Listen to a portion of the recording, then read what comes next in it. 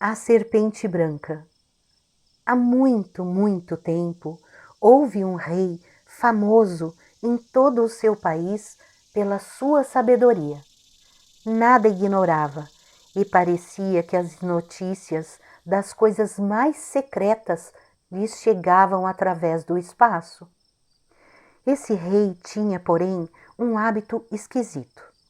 Todos os dias, uma vez terminadas as refeições, e ninguém mais se achando presente, um criado muito fiel deveria trazer-lhe ainda uma sopeira coberta. O próprio criado não sabia o que continha. Ninguém sabia, porque o rei só a destapava quando estava completamente só. Isso acontecia há bastante tempo, até que um dia, não resistindo à curiosidade, o criado, ao levar de volta a sopeira, carregou-a para o quarto. Fechou cuidadosamente a porta, levantou a tampa e viu dentro uma serpente branca. Não pôde furtar-se ao desejo de prová-la e cortou um pedacinho, levando-a à boca, mas apenas lhe tocou a língua. Ouviu através da janela um estranho sussurro, de vozinhas sutis.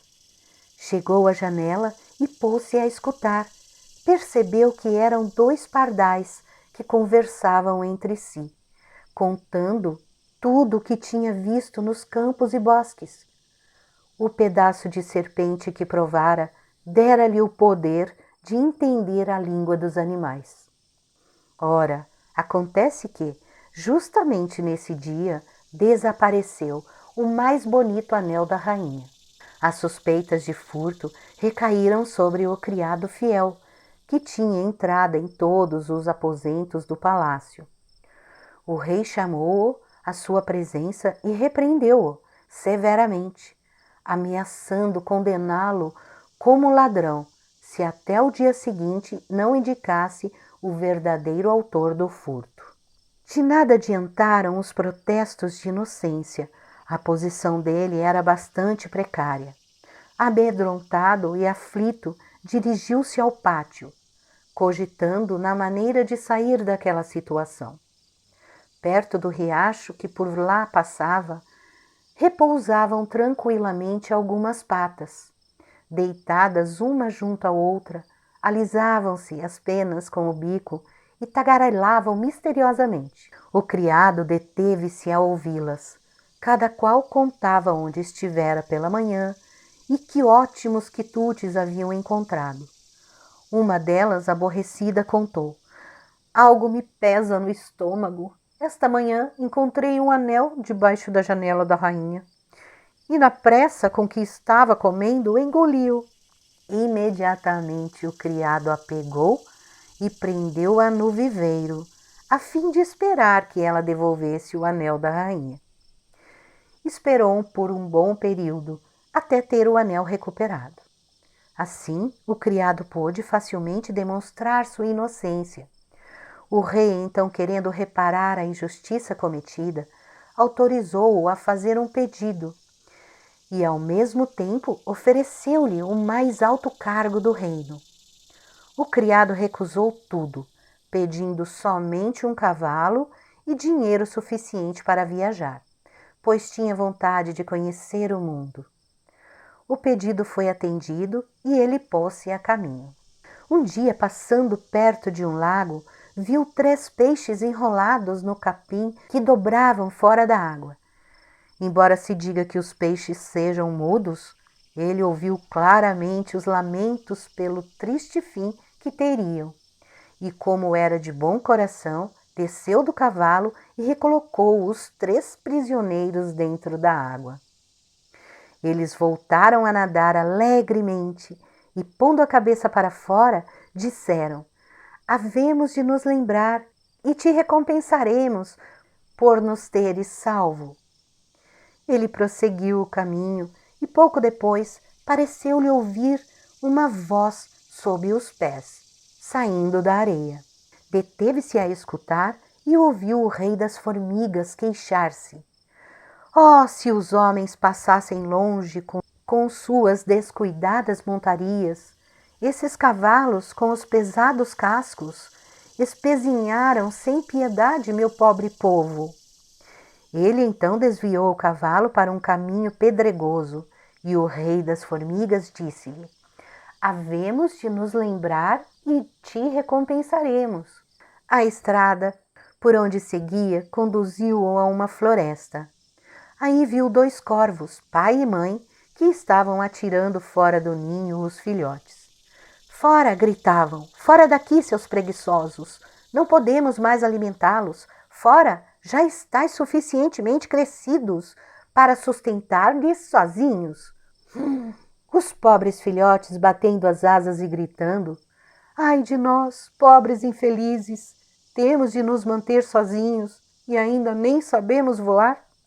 Não nos resta senão acabar aqui de tanta fome. O bom criado então desceu do cavalo e saiu à procura de alimento. Encontrando uma carcaça de cervo, entregou-o aos filhotes dos corvos, para que se alimentassem. Estes correram saltitantes e, após terem comido à vontade, disseram: havemos de nos lembrar e te recompensaremos. Continuou o seu caminho até chegar a uma grande cidade. As ruas estavam apinhadas de gente que faziam barulhos ensurdecedores. Nisso viu chegar um arauto a cavalo, anunciando que a filha do rei desejava casar-se. Mas quem aspirasse a mão dela deveria antes executar uma tarefa extremamente difícil, e se não o conseguisse, seria transformada em serviçal. Muitos já haviam tentado inutilmente. Quando o jovem viu a princesa, ficou tão fascinado com sua beleza que esqueceu todo e qualquer perigo e apresentou-se ao rei como pretendente. Logo foi conduzido à beira do mar, onde, em sua presença, atiraram um anel de ouro à água. O rei ordenou que o pescasse do fundo do mar, acrescentando: se voltares à tona sem o anel, serás meu serviçal até o último dia de sua vida.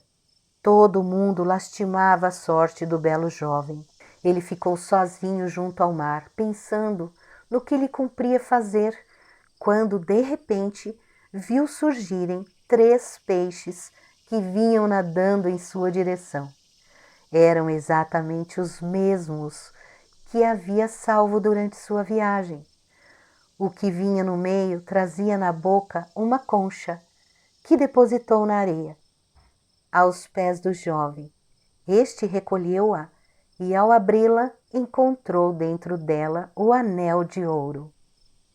Agradeceu aos peixes e, radiante de alegria, correu para levar o anel ao rei, esperando obter a prometida recompensa. A orgulhosa princesa, quando soube que ele não era de sangue real, desprezou-o, exigindo que executasse outra tarefa. Descendo ao jardim, ela espalhou com as próprias mãos 10 sacos de milho no meio da grama e disse: se quiser casar comigo, terá que catar todo esse milho, sem que falte um só grão, até amanhã cedo, antes de raiar o sol.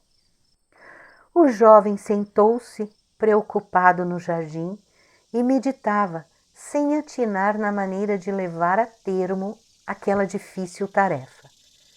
Desanimado e triste, contava ser condenado a mais uma vez a serviçal de rei.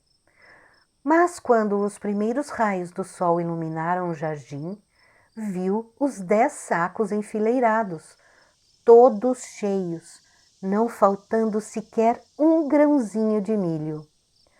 O rei das formigas havia chegado durante a noite com milhões de súditos, e os insetozinhos, reconhecidos e zelosos, cataram todos os grãozinhos e encheram os 10 sacos. A princesa desceu ao jardim e pessoalmente constatou com grande assombro que o jovem cumprira o que lhe tinha sido imposto. Ainda assim, não conseguiu vencer o orgulho que lhe dominava o coração. Embora tenha executado as 2 tarefas, disse ela, não o desposarei, a não ser que me traga uma maçã da árvore da vida. O jovem ignorava completamente onde se encontrava a árvore da vida. Contudo, pôs-se a caminho, disposto a andar enquanto lhe permitissem as pernas. Sem esperança, porém, de encontrar a tal árvore. Havia já percorrido 3 reinos, quando um dia, ao entardecer, chegou a uma floresta. Muito cansado, sentou-se debaixo de uma árvore, tencionando dormir ali. De repente, ouviu um roçagar por entre os galhos e uma maçã de ouro veio cair-lhe na mão. No mesmo instante, desceram voando 3 corvos, pousaram-lhe sobre os joelhos, dizendo: somos os 3 pequenos corvos que livrastes de morrer de fome. Agora já crescemos e viemos a saber que andavas à procura da maçã de ouro. Então atravessamos o mar, voando até aos confins do mundo, onde se encontra a árvore da vida, e de lá te trouxemos a maçã. O jovem agradeceu muito e, radiante de alegria, retomou o caminho rumo ao palácio, levando a maçã à princesa. Dividiram pelo meio a maçã da vida e comeram-na juntos. Assim, o coração da princesa encheu-se de amor pelo jovem. Casaram-se e viveram bem felizes até a idade muito avançada. Olá, amiguinhos! Estão gostando das historinhas? Então deixe um like, se inscreva no canal, aperte o sininho para mais vídeos. Gratidão, muita luz!